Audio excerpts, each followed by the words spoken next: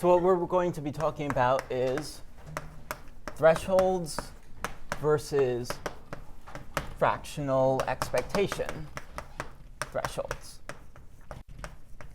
So let me start off by saying this is joint work with 3 other people. So Jeff Kahn, Bhargav Narayanan, and Jin-Young Park in the audience. OK, so before we get into the meat of the talk itself, let's just recall some basic stuff to make sure we're all going to be on the same page. So let's say that F is a family of subsets of some finite set X. We're going to say that F is increasing. And in fact, whenever we write F in this talk, we're just going to assume it's an increasing family if it contains every set that's a superset of one of its elements.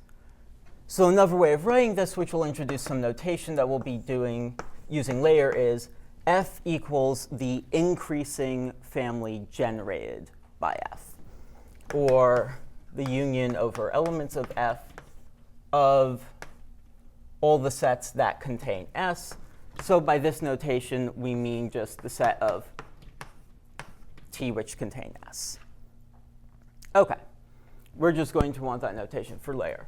So given that we have an increasing F, let's talk about what we mean by XP, a random subset of X. So XP is the random subset of X, where I is an element of XP with probability P independently for all I in X. So each element of X is in XP with probability P. And by mu P, we mean the law of XP. Hopefully this is familiar to everyone. And please stop me at any point if something's unclear or if you have any questions. So in particular, what we're going to be looking at is how this measure behaves on F. So the picture we should have in mind is something like this. So if on one side this is mu p of F, ranging from 1 to 0, as P changes, because F is increasing, this is always going to be an increasing function of P. And what we're going to call our thresholds are the unique value PC where mu p of F is equal to 1/2. So this is an explicit example of the general concept of an Arish-Renyi threshold. So those come from the idea of thresholds in Arish-Renyi random graphs. In particular, let's note that if our finite set X were the pairs and choose 2, then XP is distributed as GMP itself, the Arish-Renyi random graph. So this is just a generalization of these kinds of random structures. And so while everything that we give as results is general to any sort of generic upset increasing sets, for the purpose of this talk, we're going to be restricting ourselves and focusing on them in the context of random graphs or random hypergraphs. So we should think of X as n choose 2? And I'll let you know whenever it's something different in the talk. But generally think of F as being some graph, increasing graph property that you might be interested in, X as being n choose 2, and therefore XP is GNP. And mu p is the probability that the graph satisfies that. Exactly. That mu p is the probability that GMP satisfies graph property F. Can you give us like a couple of graph properties for which this is like interesting?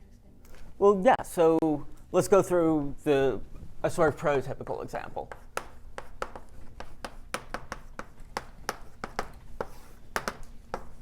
So let's start by being a little vague by what we mean by this. But when does GMP have a perfect matching. So let's start by just talking about this in general and then moving this back into this sort of formal context. So there are a few ways of approaching this that are natural. One of Does GMP have a? perfect matching. So I assume everyone's familiar, but just we're assuming that 2 divides n, and it's a set of disjoint edges whose union spans the entire vertex set. OK. So one way of approaching this is the idea of the first moment method. So when do we even start to expect to see one of these? So what is the expected number of perfect matchings in GMP? Well, we'll talk more about calculations later. For now, it's approximately NP over E to the n choose 2. OK, so in particular, let's say that we wanted to say, do we even expect to see? Explain why this calculation? We'll go through it in a little bit more detail later when we show some more stuff. But the basic idea is just you get to choose the endpoint of the first unmatched vertex and where it goes. Then you still have n minus 1 unmatched vertices, and you choose the endpoint of the next one. And so it's n minus 1 times n minus 3, et cetera. So it's essentially n factorial to the 1 over 2, which means you end up with that. OK. Times p to the n over 2. Yeah, sorry, where you need those edges to actually be present. So it's the number of them times the probability of a given one, linearity of expectation.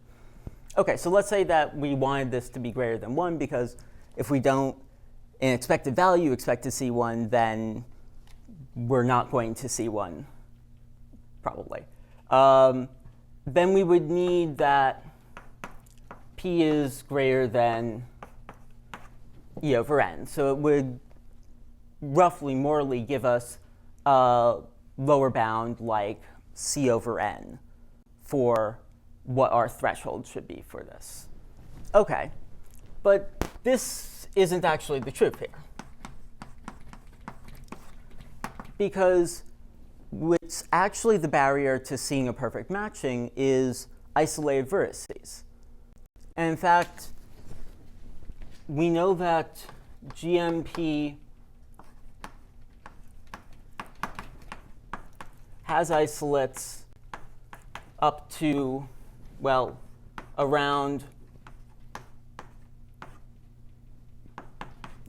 p log n over n. Now, I'm not going to go through the details here, but all of these are going to be what's called a coupon collector argument for those of you who are familiar with it. What's the probability that each one has degree greater than 1, and the fact that you need every single one to have degree greater than 1. OK. So not only does this mean that there's something else that's pushing it up, but it's actually log n higher if we're trying to get an idea for when we start to see these. But it turns out that this barrier is actually the truth.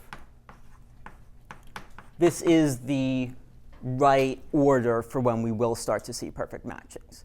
And again, we'll go into some more detail later, but this is the kind of thing to be thinking about. And if, what? That has to be. Yeah, in all of these, if there's a divisibility requirement, assume it's fulfilled if I don't say. So here, of course, n has to be divisible by 2, or else there aren't any perfect matchings to begin with. OK. Let me see.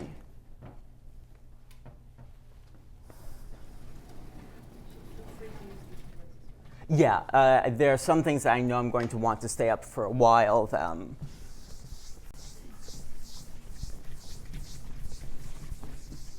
OK, so let's write what we just said there a little more formally in the language that we were talking about. So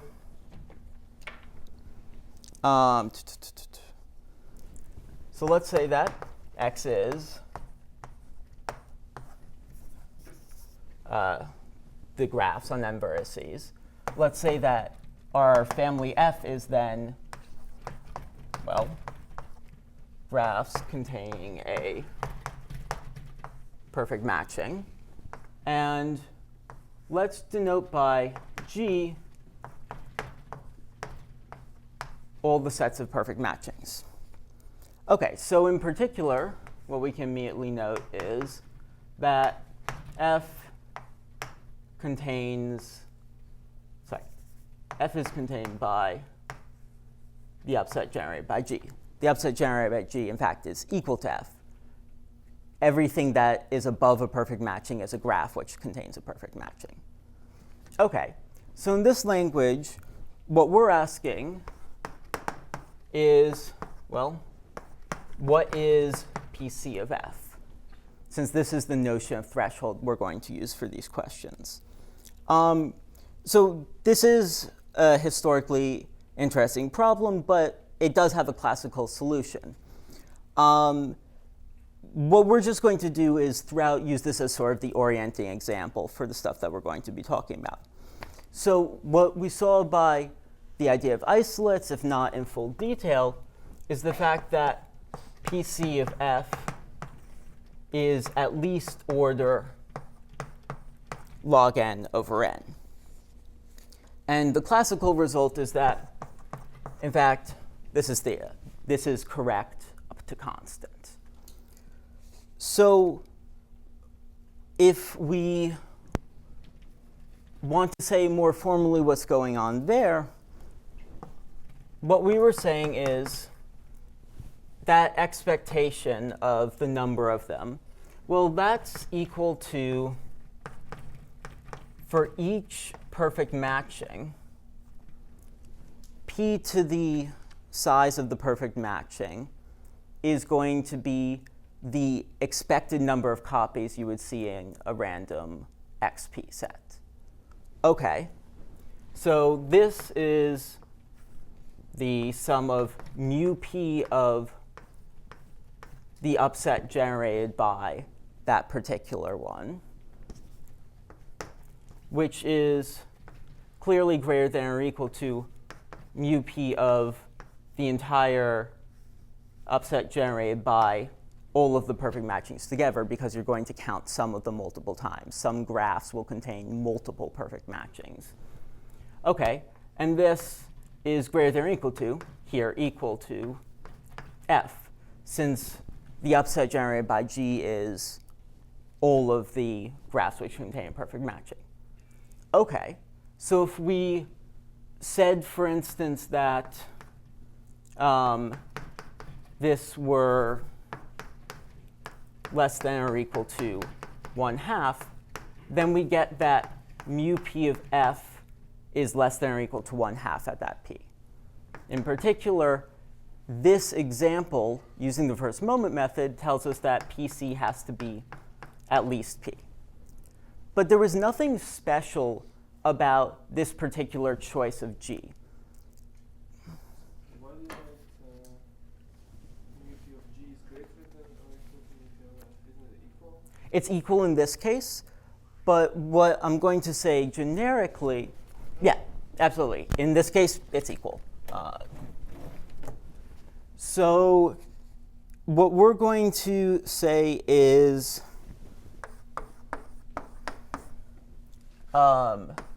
F is P small if there exists G such that it behaves like this. It'll give us a first moment method. So the first thing that we require is, well,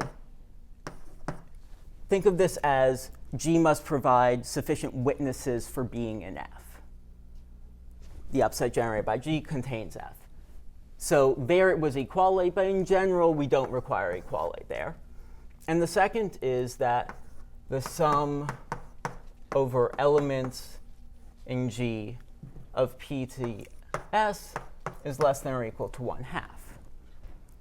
And what we're saying there is, if you have something that does this, by the same argument, you know that PC is less than or equal to, sorry, let me just write it this way. So this means that if f is p small, then pc is greater than or equal to p by this argument down here. It's just Markov as car. Any questions on this? So the idea then is this kind of first moment almost certification that PC has this lower bound can be extended to any set G that works like this. So what we call the expectation threshold is Q of f equals the maximum over P such that f is P small. So this is as good a lower bound you can get by this kind of naive first moment method. And that's what we call the expectation threshold. OK. So this idea that we have sort of the best you can do via expectation, and that there's this sort of log n gap to the actual truth in some cases, is what essentially motivates the Kahn-Kalai conjecture, which states the following. So for all f increasing family, we have that there exists k greater than 0 such that PC of f is less than k q of f times the log of the size of the space, which is a generic statement that's saying that if Q is the best first moment bound in some sense, then what we're getting is that Q is lower bound on PC, is essentially an upper bound up to log. You mean that k is an absolute constant, right? Yes. Just the statement. Sorry, my quantifiers are switched. I apologize. There exists k such that for all.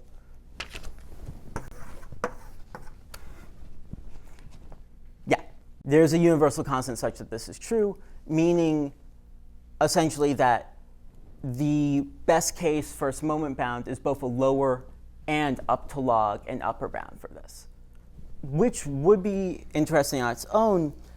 But what further motivates it is its applications. Before we go into that, I need to let me just give another definition that I'm going to need,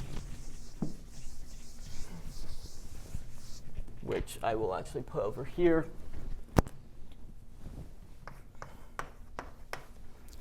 Sorry, the statement that's log x? Yeah, log size of x. Yeah. Yeah, so in this case, it's a log n factor. Exactly. So technically, you can do slightly better than that, but for everything we're talking about, log x is the truth. It's just log n, or log of n choose 2. Exactly. OK. So what we actually talk about, since that's not quite what we prove, is f is weakly p small if there exists, and not a set of witnesses, but instead this idea of a weight function such that the analogous properties hold. This is a fractional relaxation of that definition. So instead, we're going to require that for each t in f, we need that g sub s the sum of the elements below it carries at least weight 1. So if in all of these cases you think of there, we were working with indicator functions, and now we're working with potentially fractional weight, these are essentially the same definition. So before you saw one weight because you saw one valued indicator, and now you're seeing potentially a sum of weights that adds up to at least 1. It's not negative weights, yes? Yeah, R plus. Between 0 and 1. It's a plus, okay. Technically, I guess it should be greater than or equal to 0, but. And the same definition is over there, except we're just summing over everything. And if it's not in the support, well, it's just getting weight 0, so it doesn't matter. And we have the same requirement that you're less than or equal to 1/2. And then we make the same type of definition, but instead the fractional expectation threshold of f is now going to be the maximum of p such that f is weakly p small. OK, so things to note here. As I said, if we treated these as indicator functions, then we can represent every one of those types of sets as one of these functions. So clearly we have q is less than or equal to q of f, because this is a max over a larger potential number of choices. And this is still going to be a lower bound on PC. If you work through those same calculations, they work the same way. You just replace indicators essentially by weighted copies. OK, so in this context then, we have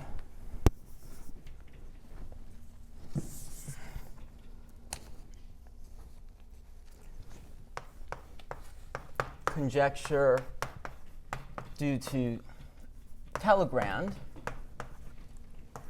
which, to put it briefly, is that there exists k greater than 0, such that for all f, PC is less than k qf log x. So the same conjecture as Kahn-Kalai, it's just a fractional relaxation of it. And in particular,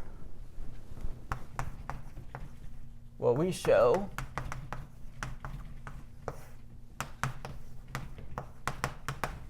is this version is true. Now, we don't actually show the original Kahn-Kalai conjecture. To show that you need some sort of extra tool here, we only show the fractional relaxation. But an important thing to note right before I move on to applications is that in all applications we know of, the fractional version is just as strong. We don't know of any things that you could prove if you knew the full Kahn-Kalai conjecture that aren't shown by the fractional version. OK, so let's talk a bit. The gap between QF and Q is not large, or what? Well, so the theory would be, and you would actually be able to get a proof from there to there, if you could show that there exists C such that QF is less than CQ. That would be ideal. And in theory, that should be what's going on. But that's... It could also be that when these guys are apart, the log is... Yeah.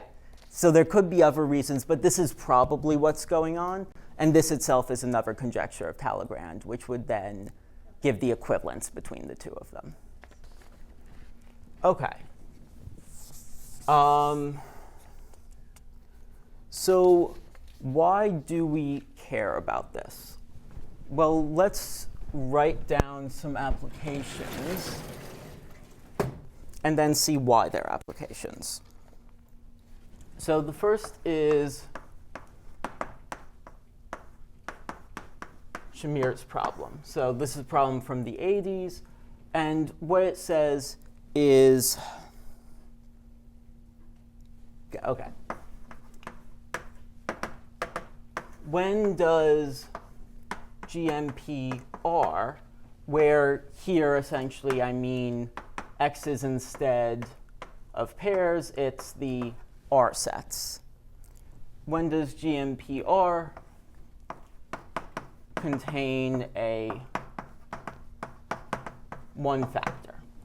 So by one factor, we mean the analogous object to a perfect matching.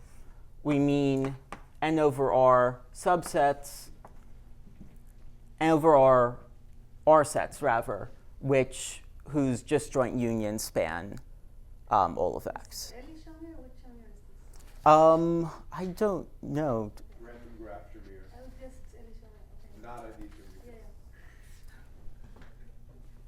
Yeah, Your guess is probably better than mine. Okay. So here we have from before, if we're looking at what the critical probability is, we once again know that it's going to be at least n to the 1 minus r log n, where it's the same idea as before. There is a coupon collector argument. If you have an isolated vertex, you can't have a perfect matching. And it just turns out the bound for having isolates is now n to the 1 minus r log n instead of n to the minus 1 log n.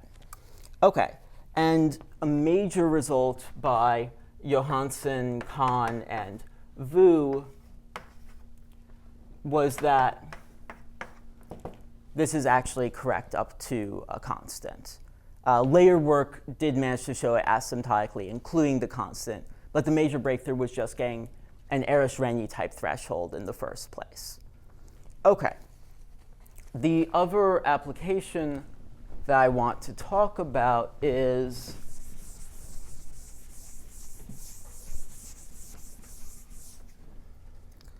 let's say that we fix some number d greater than 0, and t is a spanning tree with the maximum degree of t is at most d. We can ask the same type of question. When does GMP contain a copy of t? So once again, we actually, for the exact same reason as in the perfect matching case, What is delta T? the maximum degree of t is at most this fixed number we chose. So bounded degree t's with some fixed bound decided at the start. So we already know that we need to be at least log n over n here for the same reason as in perfect matchings. It's the same bound for isolates. If you have an isolated vertex, you certainly don't have a spanning tree.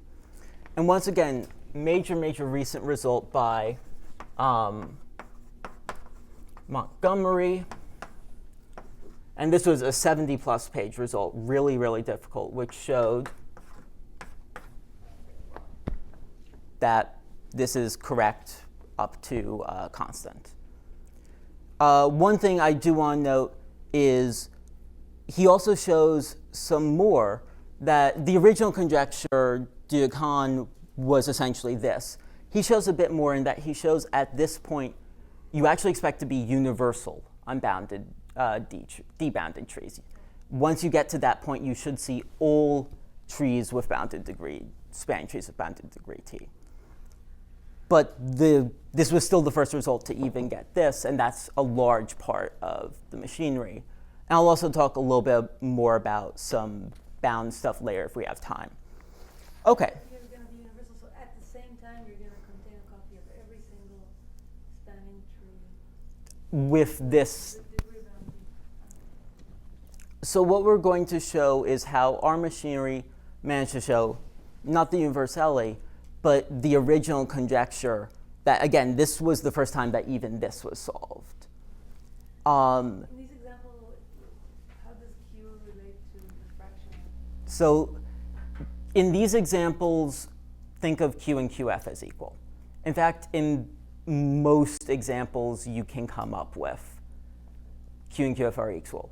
We would have more idea for approaching that other tack for trying to show the equivalence if we had more interesting cases there, but really they seem to just be essentially the same. So in some sense, it's like the universal constant you're hoping for has to do with how good you can prove the bound using the tools you do. You actually expect them to be essentially identical. Okay. So thing to note here, and we'll see why, is both of these follow easily from Kahn-Kalai and also from this fractional version. And we'll see why in a second. But in particular, the fact that these follow easily was actually one of the major motivations for the original Kahn-Kalai conjecture in the first place, that would have these kinds of powerful consequences. Okay, so we will need a few more definitions at this point before we can talk about how we apply these to show these results.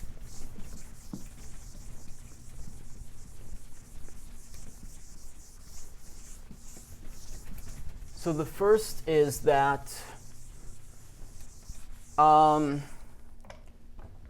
so for following, I'm going to be using a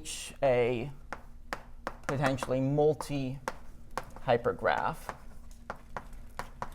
By this I mean it can contain multiple copies of any given edge. And think for orientation of H consisting of minimal elements of F.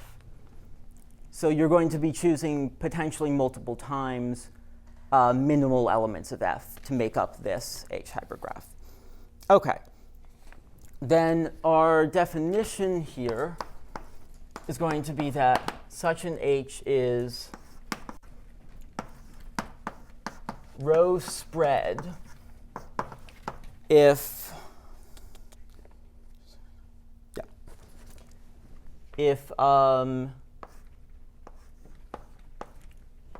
sets above S in H are less than or equal to rho to the size of S times the number of sets in H to begin with. And this is for all S.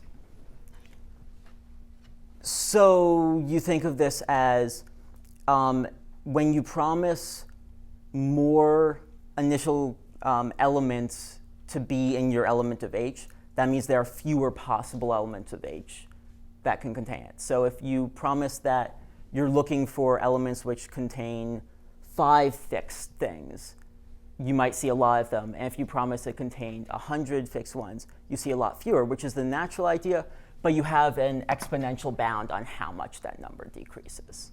So it spreads out.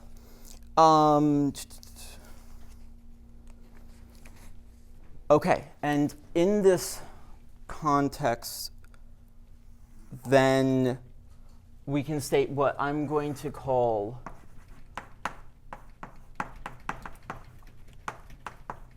the main theorem, which is there exists k greater than 0 such that if H is row spread,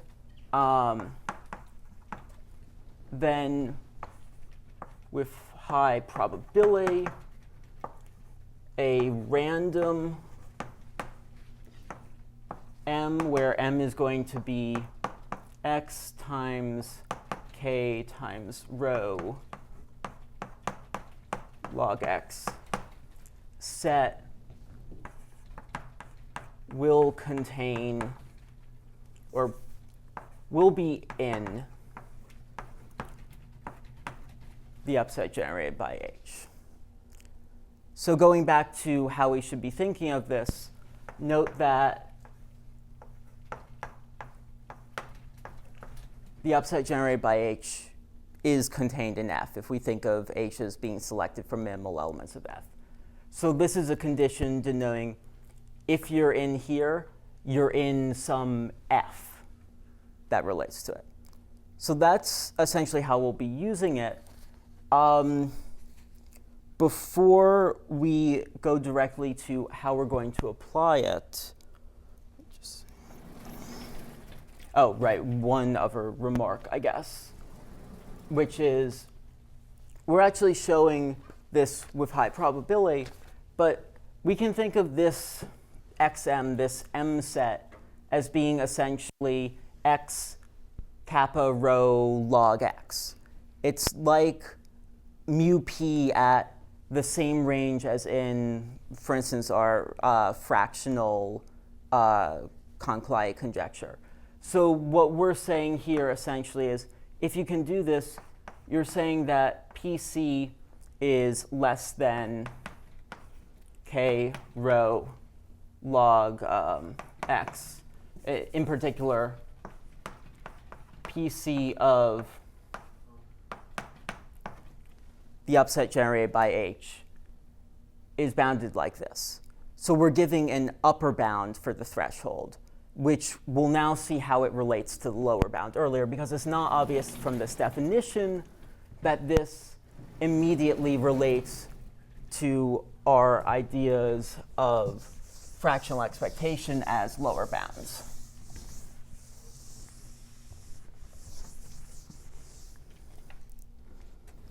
Okay.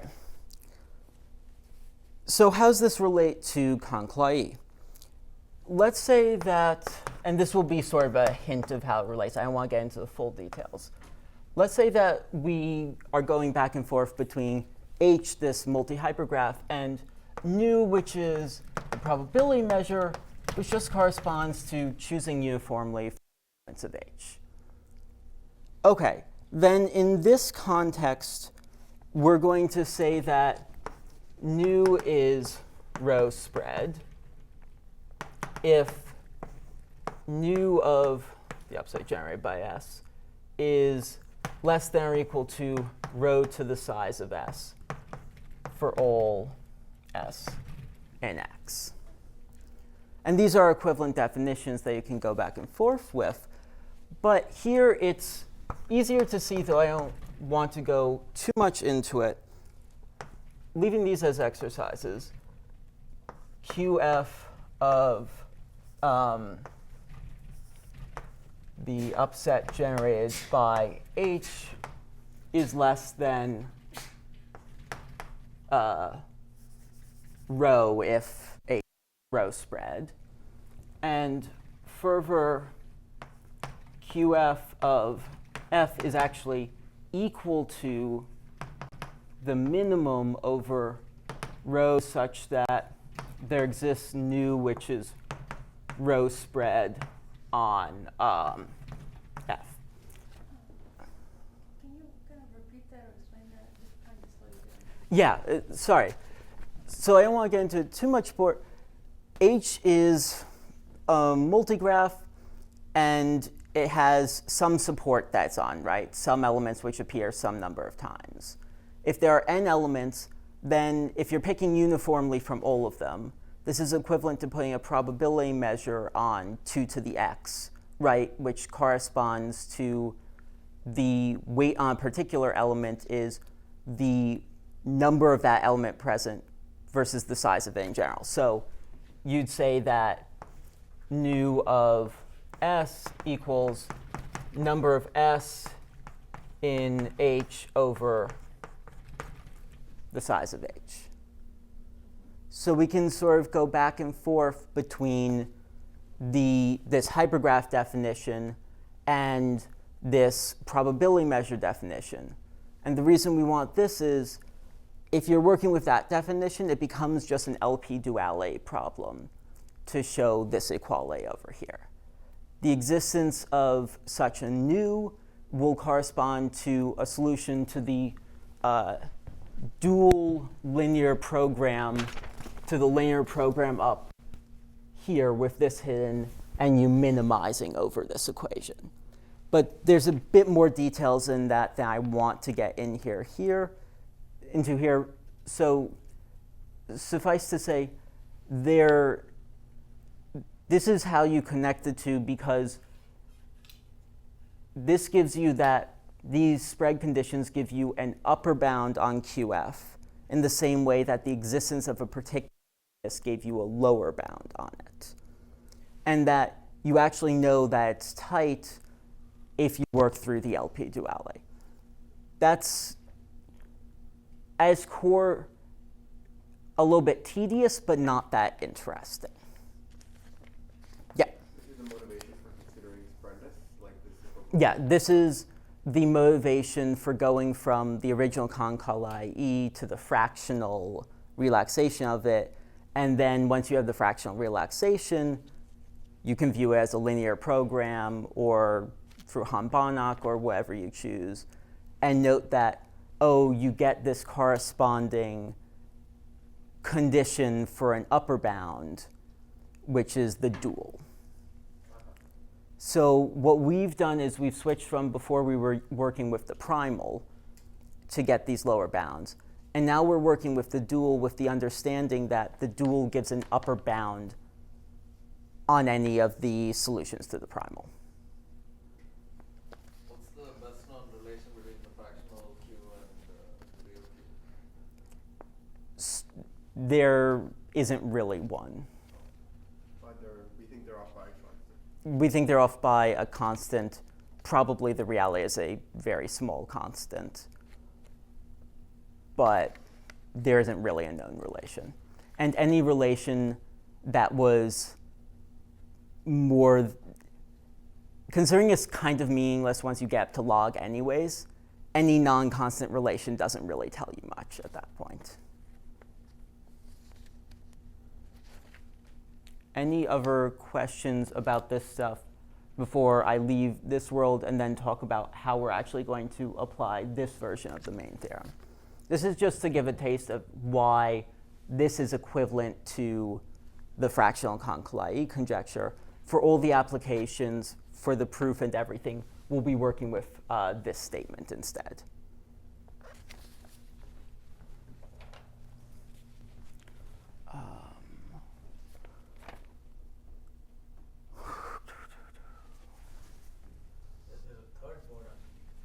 Yeah, but I don't want to cover that right now. Poor planning on my part, of course. Also, we really will be leaving this behind.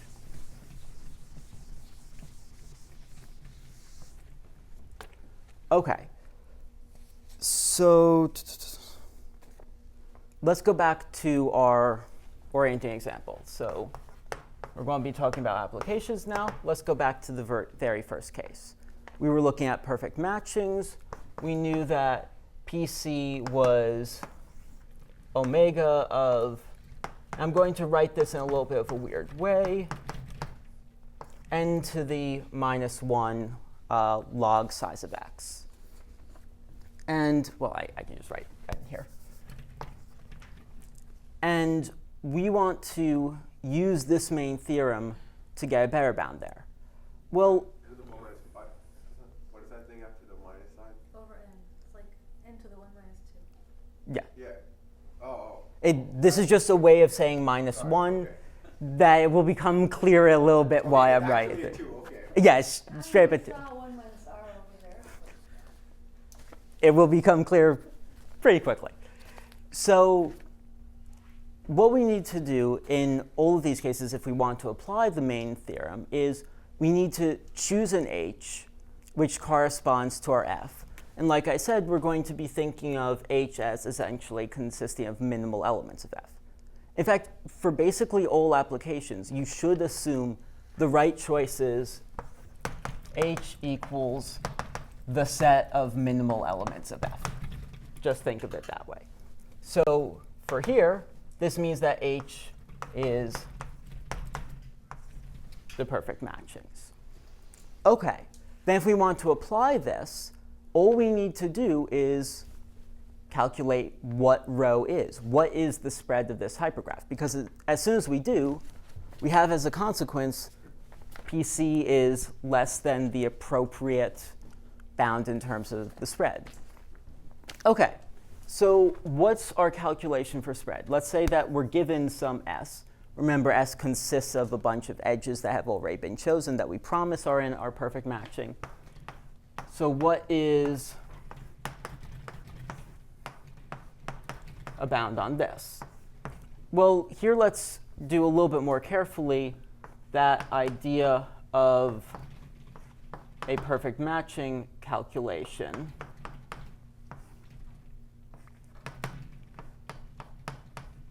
So this is the same idea as before. You get to choose, if you have a certain number of unmatched vertices, you get to choose the endpoint of the first unmatched vertex, then you get to choose the endpoint of the next unmatched one.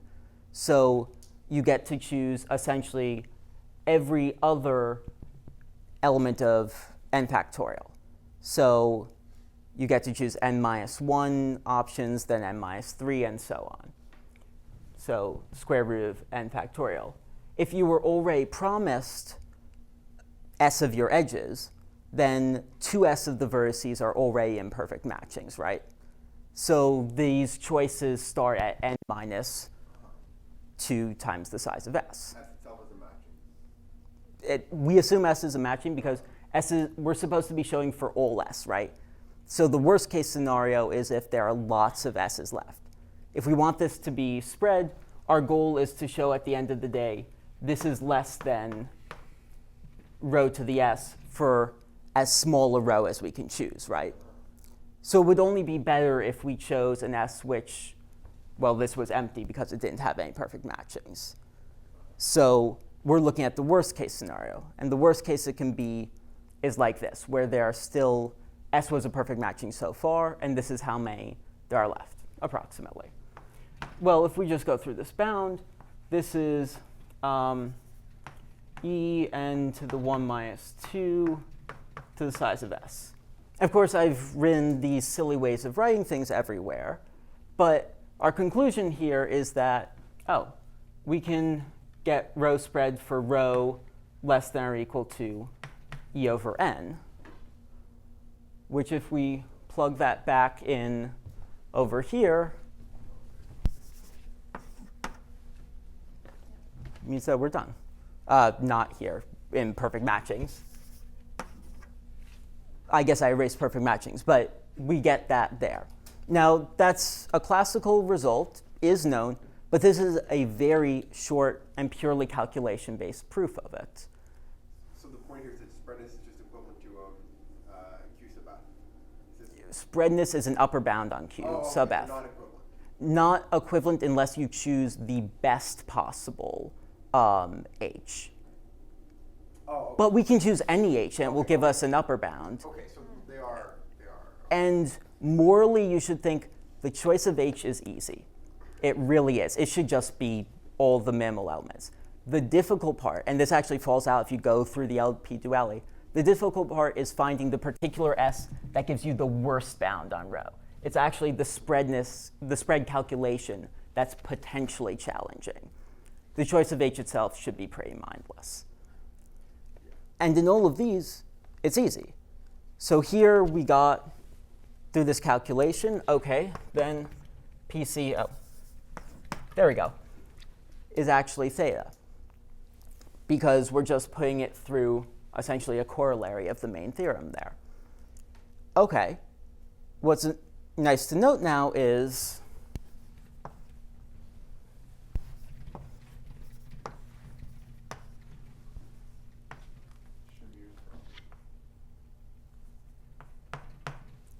literally just changing these 2's to r's, we managed to prove Shamir's problem. It's actually completely the analogous calculation to just counting perfect matchings. And we show this. OK, so now we have a theta there as well. OK, let's move on to our next application. These really drop like flies. So then we're over here. And what's our h going to be? Well, what did I say morally our h is going to be? You just, yeah, in particular, copies of our fixed spanning tree. So copies of t. And OK, it's slightly more delicate doing the calculation. You need to be a little bit smart about it. But morally, it's the same calculation at the end of the day, which will give you that rho is less than or equal to d e over n. So if you put there all possible degree-bounded spanning trees in H? So the problem there is that we're looking for, if we want universality, we need our set F to be, instead the family of all universal graphs. Because our goal is to show a threshold on universality, right? So then your minimal elements of that set are minimal d-universal graphs. What I said, to put all spanning trees in H, you need to simultaneously contain the Exactly. And so that's one of the challenges here that still exists.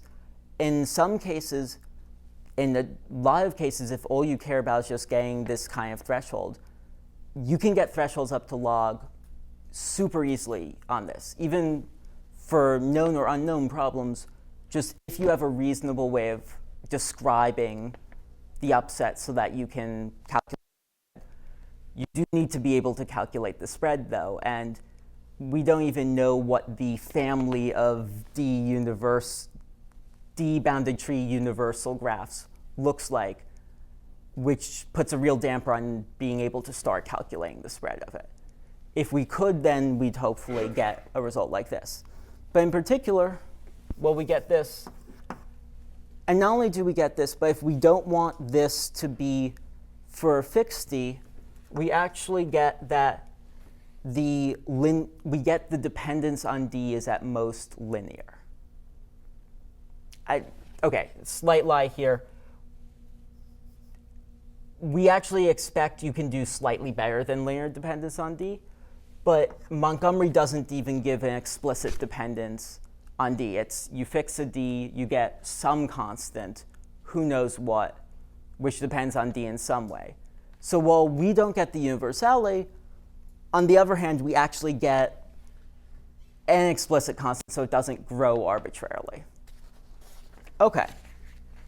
So those are applications. And let's just take the lesson to be learned, in a sense, from this, which is, so the general principle is your H's are easy to choose, and the difficulty is in potentially the spread calculations themselves.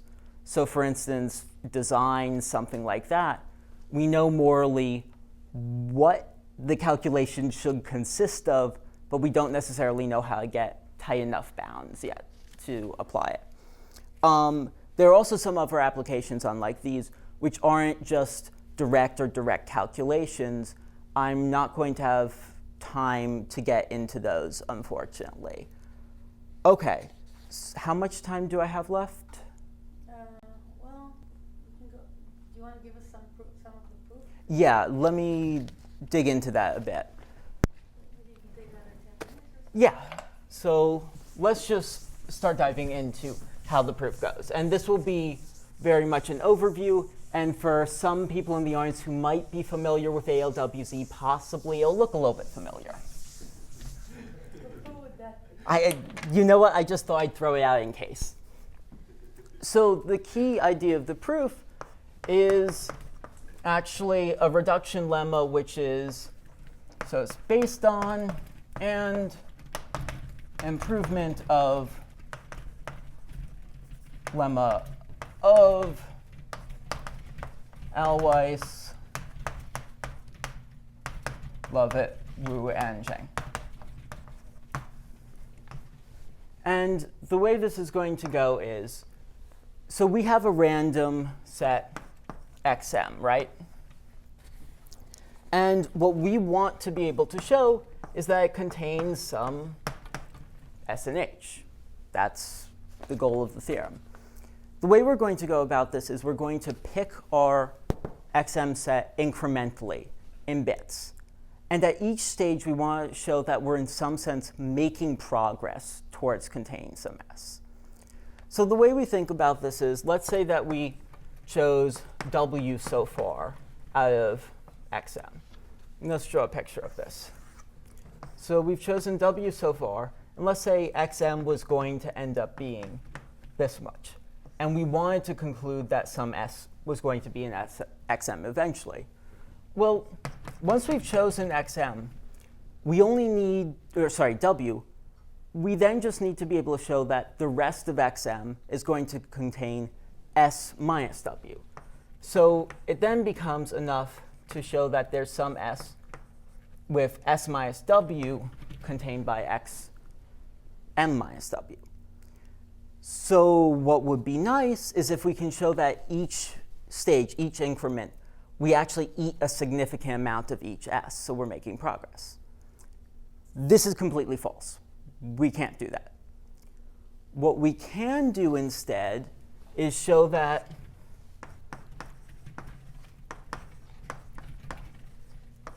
there's some other S prime SW which has been, to some extent, eaten. And the way that we look at that is, OK, so here's our W, and here's our S, which unfortunately W didn't chunk too much off of. We want to be able to show there's some other S prime where S prime minus W is small.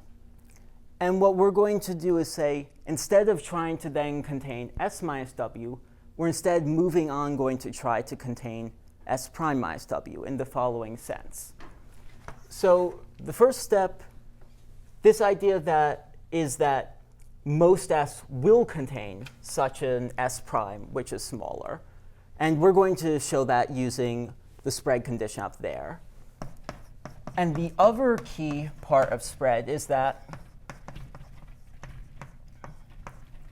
if we take H and we move H stage to an H prime, where for each set S we're sending it to some S prime minus W, where S prime minus W is small. And we're saying that an S is good if it does have one of these small S prime minus W's. Then H prime is essentially as spread as H was. In fact, the only spread we lose is a little bit due to having to throw out however many bad S's there were, however many we couldn't find a small S prime minus W for. And what that means is, since the condition of our lemma is just that H is spread, we can keep doing this. We can keep shrinking this smaller and smaller, and at the end of the day, we'll have enough left, and we'll be able to use a simpler argument.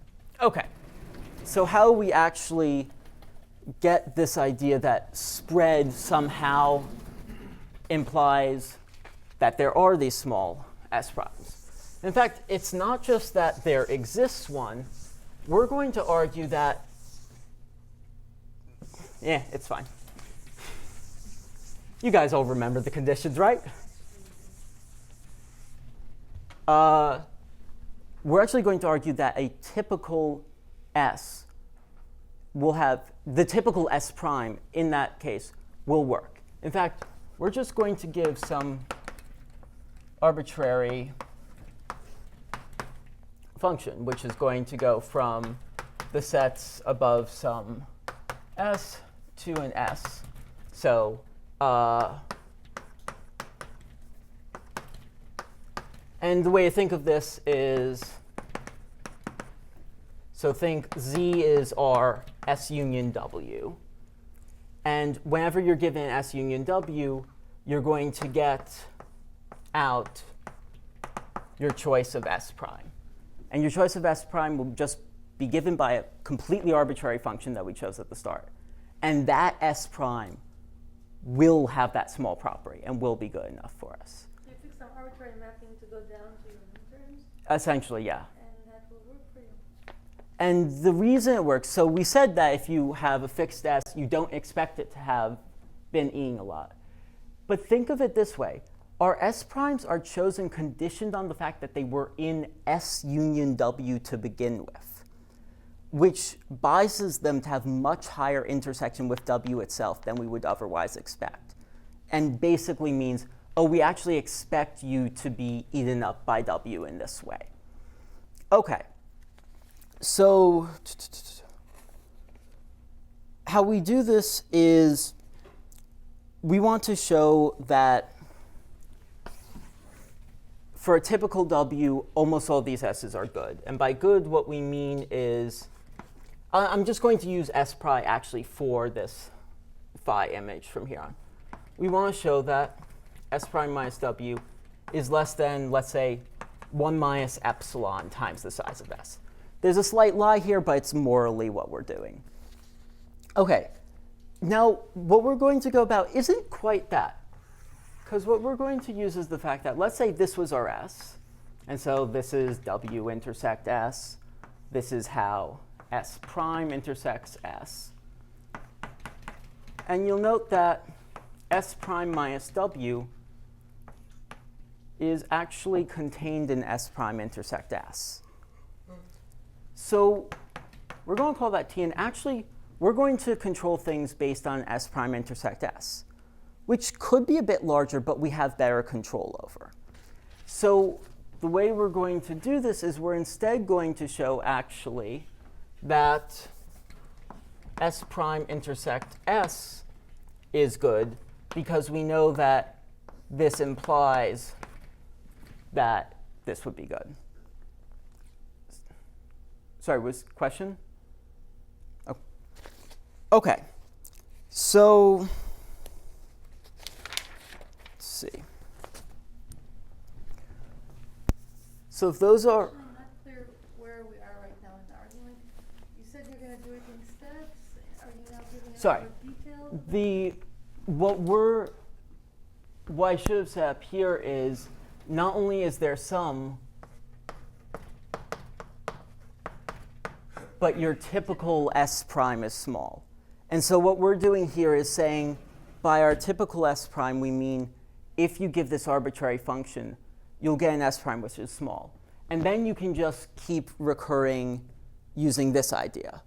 The fact that you're sending S to phi of S union W. And then you pick your next random bit, your next W, and you send it down again. And each time, these sets get smaller and smaller. At the end of the day, you can just use a Janssen bound because of how small they are. So what we need to do here is first actually check, is it true that typically this arbitrarily chosen S prime will be small in this sense? So one way of bounding if it's small is saying, well, is this intersection with S small? Again, S prime just representing the image psi. OK. Well, so what we want to show actually is the expectation over W of the number of bad, in this sense, S's is small, because then we can just use Markov, and we can just use that to say, OK, the probability that there are many bad S is small, i.e., your randomly chosen W won't lose too much in this stage because we have to throw out all the bad ones. OK. The way we go about this is just the counting argument. So say that we're looking at the number of SW pairs, period. Well, this is going to be n times size of H, where this is the number of W's you could choose, and this is the number of S's you could choose, right? Then we want to be able to count if C is the number of bad pairs, in the sense that S is bad for W, then we're going to count this in a slightly different way. But we note that if we can get a good bound on this, well, this expectation is equal to the number of bad pairs over the total number of bad pairs per W. So it would be for each W, and if we can show that that's much less than this, we're good, right? Because that would mean that the expected number is low. So all we need to show is that the number of bad pairs is much smaller than the number of total pairs. Okay, so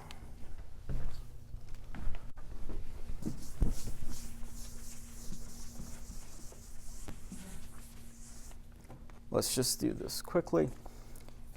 We're going to specify these in slightly different ways. So there we specified the total number of pairs by choose a W, choose an S. We're going to go about from a different direction predicated on